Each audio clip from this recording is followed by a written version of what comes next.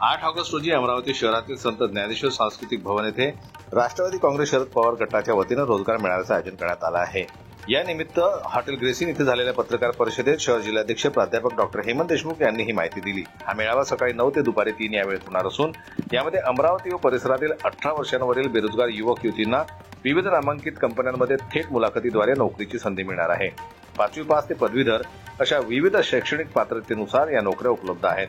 यासाठी ऑनलाईन व ऑफलाईन नोंदणीसाठी सुविधा पुरवण्यात आली असून आतापर्यंत सुमारे 2000 नोंदणी झाल्या असून 8 ऑगस्ट पर्यंत 5000 नोंदणीचा अंदाज आहे। निवड झालेल्या उमेदवारांना त्याच दिवशी ऑफर लेटर देण्यात येणार आहे। या उपक्रमासाठी जवळपास 30 नामांकित कंपन्यांनी सहभागाची तयारी दर्शवली आहे। कुठलेही शुल्क न घेता नोकरीची ही संधी उपलब्ध करून दिली जात असून विद्यार्थ्यांनी आणि बेरोजगारांनी याचं मोठ्या प्रमाणात लाभ घ्यावा असं आवाहन डॉक्टर देशमुख यांनी केलं आहे। मी प्राध्यापक हेमंत देशमुख अमरावती शहर राष्ट्रवादी काँग्रेस पक्ष शरदचंद्र पवार गटचा शहराध्यक्ष आहे आणि आमच्या पक्षांच्या मार्फत मी अमरावतीला 8 ऑगस्ट 2025 रोजी संत ज्ञानेश्वर सांस्कृतिक भवन अमरावती येथे रोजगार मेळावा घेतलेला आहे। या मेळाव्याकरता 30 कंपन्या येत आहे, कन्फर्म झालेला आहे ते। आणि या 30 कंपन्यांच्या माध्यमातून आम्ही अमरावती आणि परिसरातील इतर भागातील मुलांकरता एक रोजगाराची संधी उपलब्ध करून देत आहे।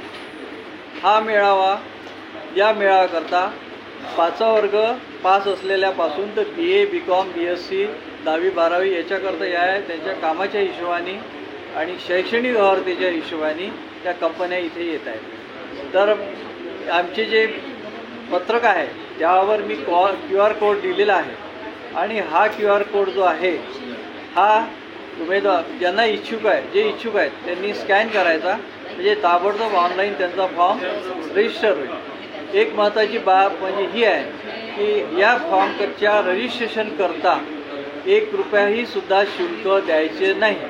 हे डायरेक्ट फॉर्म तिथे रजिस्टर होईल आणि 8 तारखेला सकाळी 9 ते दुपारी 3 वाजेपर्यंत ही प्रोसेस चालेल आणि त्यानंतर ज्यांची निवड झालेली आहे त्यांच्याकरता आपण तिथेच नियुक्तीपत्र देण्याचा प्रयत्न करणार आहोत। म्हणून माझी यांना विनंती आहे की जे उमेदवार असतील त्यांनी या संधीचा जास्तीत जास्त फायदा घ्यावा आणि आपलं नशीब चांगलं असेल तर आपल्याला नोकरी मिळू शकते।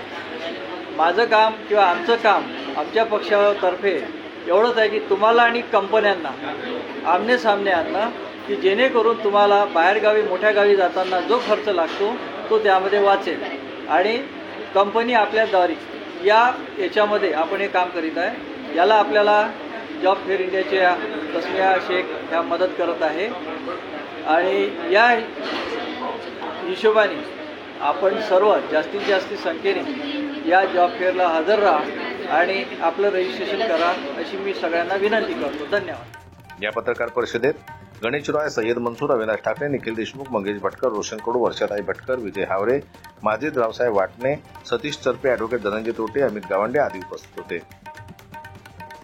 जनमत न्यूज करता राजेश्वर गोरमाडे यांची रिपोर्ट।